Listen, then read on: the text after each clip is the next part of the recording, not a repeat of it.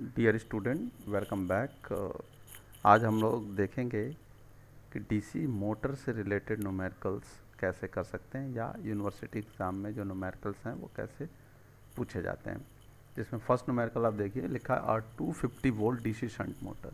तो जब भी आपको न्यूमेरिकल दिया जाएगा तो उसमें ज़रूर मोटर का नाम लिखा होगा कि वो कौन सा मोटर है।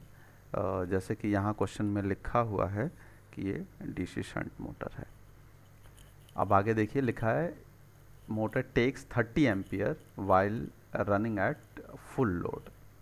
तो मोटर है, तो मोटर जो है वो करंट ले रहा है, तो इसका ये मतलब हुआ कि वो लोड करंट यानी कि आईएल की वैल्यू दी गई है, ये जो है वो 30। और जो वोल्टेज सप्लाई है वो 250 वोल्ट दी जा रही है मोटर को।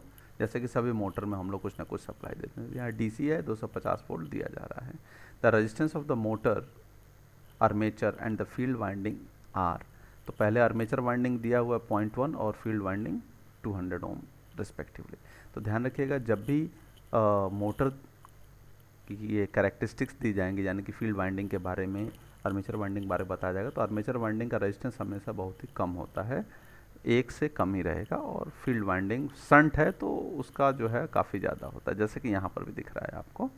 फिर आगे कहा है determine the back EMF in the motor when it runs at full load. तो हमें एक्चुअली में यहाँ बैक ईएमएफ यानी कि ईबी की वैल्यू निकालनी है, और ईबी का फॉर्मूला हम लोगों ने पिछले वीडियो में देखा था, V minus I A into R A होता है। लेकिन उससे पहले हम यहाँ पे देखें तो वी की वैल्यू दी गई है क्वेश्चन में 250, आई ए हमको यहाँ पे नहीं दिया, आई एल दिया है लेकिन आई ए नहीं दिया है, और आर ए की वैल्यू भी दी गई है। तो हमें सबसे पहले आई ए निकालना पड़ेगा। तो अगर आप पिछला वीडियो देखेंगे वहाँ नोट्स में भी, तो आपको मिल जाएगा कि I A is equal to I L minus I S H होता है। तो आप एक बार ज़रूर जो कॉपी में आपने नोट किया होगा या नोट्स आपके सामने है तो उसमें देखेंगे I A is equal to I L minus I S H, और आई एल की वैल्यू दी है 30 और आई एस एच होगा आपका V upon R S S, यानी कि जो वोल्टेज अप्लाई किया गया है वो, और शंट फील्ड का जो रेजिस्टेंस, तो रेजिस्टेंस दिया हुआ है क्वेश्चन में 200। तो इसलिए ये वैल्यू रख के यहाँ पे हम आई ए की वैल्यू कैलकुलेट कर चुके हैं। अब बैक ईएमएफ के लिए हम सिंपली फॉर्मूले में रख देंगे सारी वैल्यूज़ और हमें ये वैल्यू मिल जाएगी। तो ये ईबी यानी कि जैसे जनरेटर के केस में ईजी निकलते थे, यहाँ पे हमने ईबी कैलकुलेट कर लिया। अब नेक्स्ट जो न्यूमेरिकल है, जो कि जनरली यूनिवर्सिटी एग्जाम में ऐसे ही पूछा जाता है, जिसमें दो केस होते हैं, एक ही मोटर को एक बार जनरेटर की तरह रन कराया जाता है और एक बार मोटर की तरह रन कराया जाता है। तो इसको देखिए क्वेश्चन को एक बार, लिखा 25 kilowatt 250 volt DC shunt generator has an armature and the field resistances R. जैसे वहाँ ऊपर आर्मेचर और फील्ड रेजिस्टेंस दिया, तो देखिए आर्मेचर रेजिस्टेंस बहुत कम है, फील्ड रेजिस्टेंस काफ़ी ज़्यादा है। और ये जनरेटर है तो आउटपुट ये दे रहा है 25 किलोवाट, आउटपुट पावर हो गई, और ये उसका आउटपुट वोल्टेज हो गया। फिर कहा है कि determine the total armature power developed. Total armature power developed ये पूछा गया। तो जनरेटर के केस में भी हमको पता है पावर डेवलप्ड का फॉर्मूला, अगर आप नोट्स में देखेंगे तो मिलेगा ई जी इंटू आई ए, जो कि यहाँ नीचे आपको दिखेगा भी, ई जी इंटू आई ए। तो हमें मेनली ई जी और आई ए की वैल्यू कैलकुलेट करनी है शुरुआत में। व्हेन, तो यहाँ देखिए क्वेश्चन में कहा गया कि व्हेन आई, फर्स्ट है as a generator delivering 25 kilowatt output, और कहा गया as a motor taking 25 kilowatt input. यानी कि आपको दोनों केस में पावर डेवलप निकालना है, जब वो जनरेटर की तरह रन कर रहा है और 25 किलोवाट आउटपुट दे रहा है, और जब वो मोटर की तरह रन कर रहा है जब वो 25 किलोवाट इनपुट ले रहा है। ये दो चीज़ें हो गई। तो सबसे पहले आपको पावर का फॉर्मूला याद होना चाहिए। पावर डेवलप्ड का फॉर्मूला जनरेटर के केस में होता है ई जी इंटू आई ए, और मोटर के केस में ई बी इंटू आई ए होता है। तो यानी कि हमको ई जी और आई ए जनरेटर के केस में निकालना पड़ेगा, वैसे ही मोटर के केस में भी कैलकुलेट करना पड़ेगा। तो देखिए सबसे पहले अभी हम लोगों ने पिछले जनरेटर के केस मोटर के केस ही लिया था, I is equal to I L minus S S था और E B is equal to V minus I R A था। तो यहाँ पे दो केस हैं, तो पहले जनरेटर को सॉल्व कर लेते हैं, फिर मोटर अभी ऊपर किया ही है तो वो मिल जाएगा। तो वहाँ पर क्या है, शंट फील्ड करंट मोटर हो या जनरेटर दोनों केस में सेम है, क्योंकि मशीन तो एक ही है, तो इसलिए यहाँ पे अलग से निकाल लिया गया shunt field register. Load current निकालने के लिए क्या करेंगे, output power divided by voltage. तो आउटपुट पावर कितना है, 25 किलोवाट है, तो उसको 1000 से मल्टीप्लाई करके चेंज कर लिया और हमको यहाँ पे आई एल मिल गया। तो जनरेटर के केस में आई ए इज इक्वल टू होता है I L plus I S H, तो वैल्यू हमें यहाँ मिल जाएगी।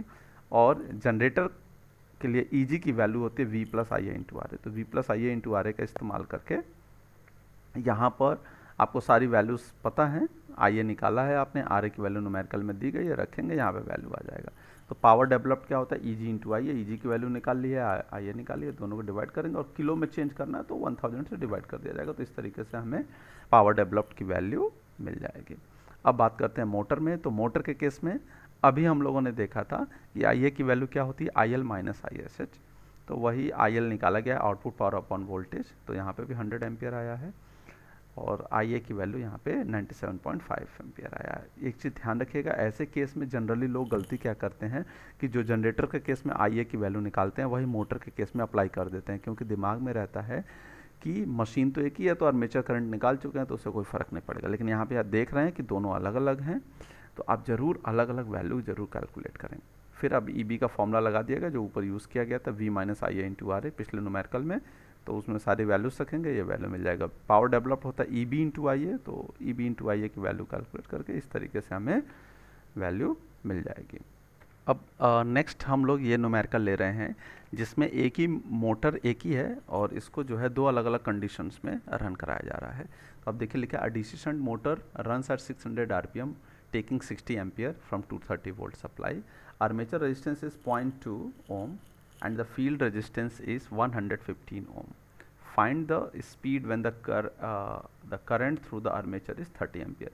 यानी कि सेकंड केस जो है वो जब आर्मेचर करंट जो है वो कितना है, 30 एम्पियर है। पहला केस जो है लोड करंट दिया हुआ है, तो शंट फील्ड हमेशा कांस्टेंट रहेगा, मोटर है तो, शंट मोटर है तो इसलिए अलग से निकाल लिया है। फिर देखिए लिखा है when line current I L one is equal to 60 ampere. तो 60 एम्पियर दिया हुआ है, वो लेके आई ए वन निकालेंगे तो आई L minus I S H होता है। तो 1 2 इसलिए इस्तेमाल कर रहे हैं क्योंकि दो कंडीशन दी गई हैं। तो इस तरीके से हमको पहले कंडीशन की जो है आई की वैल्यू, आई ए की वैल्यू, आर्मेचर करंट की वैल्यू मिल जाएगी। और यहाँ पे E B is equal to V minus I A into R A लगाएंगे, हमको यहाँ पे वैल्यू मिल जाएगी। और स्पीड उस केस की दी गई है N1 की वैल्यू 600 आरपीएम, इतना निकाल लिया। सेकंड हमको कहा गया कि जब आर्मेचर करंट 30 एम्पियर है तो आर्मेचर करंट डायरेक्ट दे दिया, यहाँ पे हमने निकाला तो यहाँ पे दे दिया है। तो अभी हमको यहाँ डायरेक्टली ई बी टू की वैल्यू निकालनी है। तो E B two is equal to V minus I A two into R A, तो वो वैल्यू रखेंगे, हमको ई बी टू मिल जाएगा। अब ये जो फार्मूला लगाया ये कहाँ से आया है, तो ये बड़ा सिंपल है, जो हम लोगों ने फार्मूले इस्तेमाल किए थे। E B is equal to P phi Z N upon 60A। ये जो फार्मूला है यही फार्मूला है।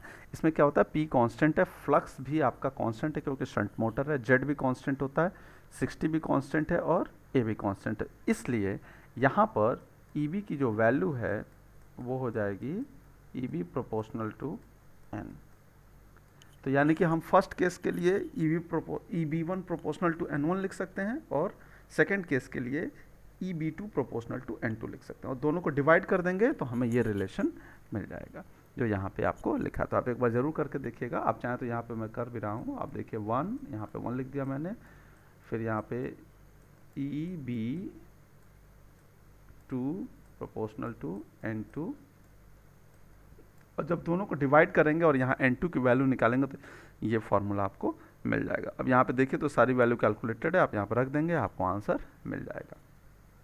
एक ये तरीका है जिसमें एक ही मशीन को दो अलग अलग केस में रन करा के आपको किसी दूसरे केस में स्पीड वगैरह पूछा जाएगा।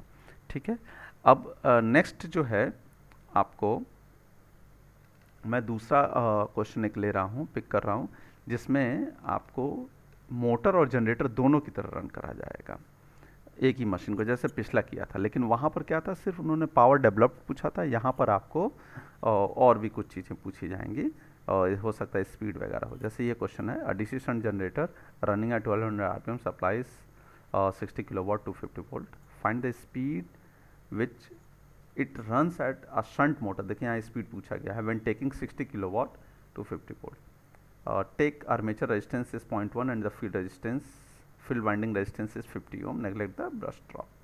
तो अभी यहाँ पर आपको फिर से वही काम करना है, EB और IA वगैरह सब निकालना है ईजी भी निकालना है, और उसके बाद फार्मूला जो यहाँ हम लोगों ने अभी इस्तेमाल किया, यही फार्मूला नीचे इस्तेमाल किया जाएगा। तो देखिए शंट फील्ड रेजिस्टेंस के हेल्प से शंट फील्ड करंट निकाल लिया गया है, V upon R S H. V की वैल्यू 250 दी गई थी, वो ले लिया गया है। आई एल निकाला गया है, I L is to output power upon voltage. तो आउटपुट पावर 60 किलोवाट दिया है, उस तरह से हमको ये करंट मिल गया। तो जनरेटर के केस में हमको आई ए की वैल्यू मिल गई है, इसलिए ए जी लगा दिया गया है।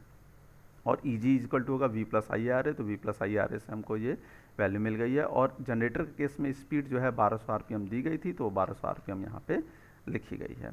अब यहाँ पे यही काम हमको मोटर के केस में करना है। तो मोटर के केस में भी पावर 60 किलोवाट दिया गया था, वोल्टेज 250 ही था, तो उस तरह से आई एल निकल आएगा। आई एल निकालने के लिए यहाँ formula I L minus I S H होता है। तो आई एल की वैल्यू आपने अभी निकाली है यहाँ 240, आई एस एच है आपका 5, तो घटा के हमको मिल जाएगा आई ए की वैल्यू।